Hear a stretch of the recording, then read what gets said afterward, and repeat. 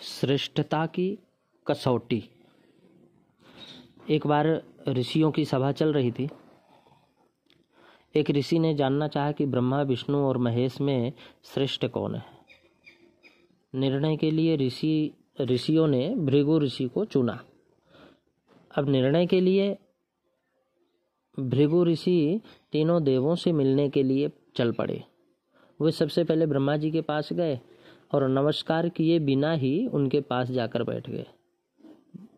ब्रह्मा जी को क्रोध आ गया, परंतु भृगु को निकट का समझकर शांत हो गए। ब्रह्मा जी में प्रतिक्रिया तो हुई, लेकिन विचार द्वारा उन्होंने उसे नियंत्रित कर लिया।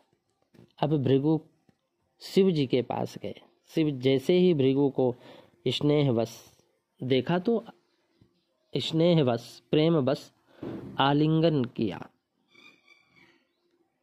बढ़े आगे आलिंगन करने के लिए, गले मिलने के लिए। भृगु पीछे हट गए। उन्होंने चिता की भस्म में डूबे शिव को अपना शरीर दूर रखने के लिए कहा। इस पर शिव क्रोध हो गए और त्रिशूल लेकर भृगु को मारने दौड़े। अंततः पार्वती के समझाने पर शिव शांत हुए। प्रतिक्रिया हुई, वह प्रकट रूप में सामने भी आई, लेकिन किसी अपने के परामर्श से वह शांत हो गई। इसके बाद भृगु विष्णु भगवान के पास गए। सोते हुए विष्णु की छाती पर पैर रख दिया। विष्णु शांत ही नहीं रहे। वे भृगु के पैर पकड़कर बोले, मेरा वक्षस्थल तो युद्ध में शत्रुओं के आघात से कठोर हो गया। आपके कोमल चरण पैरों को कहीं चोट तो नहीं लगी। सभा में आकर भृगु जी ने सारा वृत्तांत सुनाया और शांत और स्नेह वत्सल विष्णु को ही सर्वश्रेष्ठ घोषित कर दिए।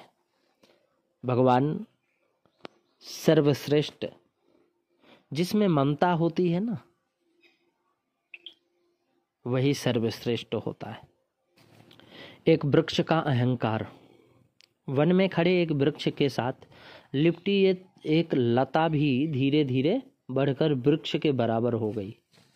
कई बार हम लोग देखते हैं कि वृक्ष के साथ कई बार एक छोटी लता भी बढ़ जाती है। छोटा सा पेड़ कोई हो, वो भी बढ़ जाता, लंबाई उसकी बढ़ जाती है। तो वृक्ष का आश्रय लेकर उसने फलना फूलना आरंभ कर दिया। इसी तरह दिन बीतने लगे। एक दिन बेल को फलते फूलते देखकर वृक्ष को अहंकार हो गया और वह सोचने लगा कि यदि मैं ना होता तो ये लता कब की नष्ट हो गई होती।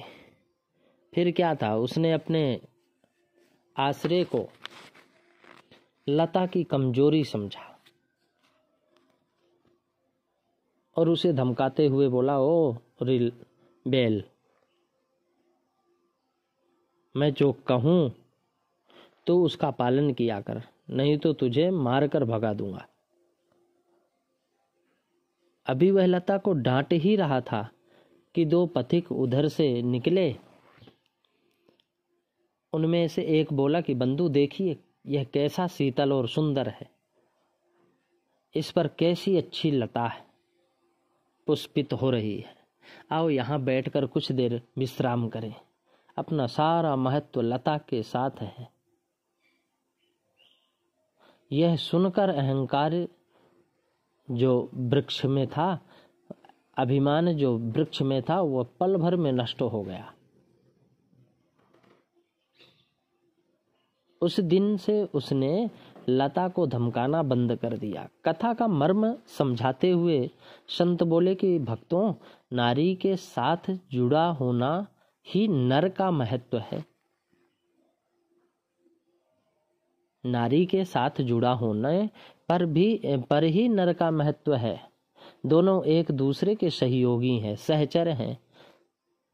ऐसे में किसी एक को कनिष्ठ वरिष्ठ नहीं माना जाना चाहिए। दोनों बराबर हैं। और दोनों रहेंगे तभी संसार का सृजन होगा।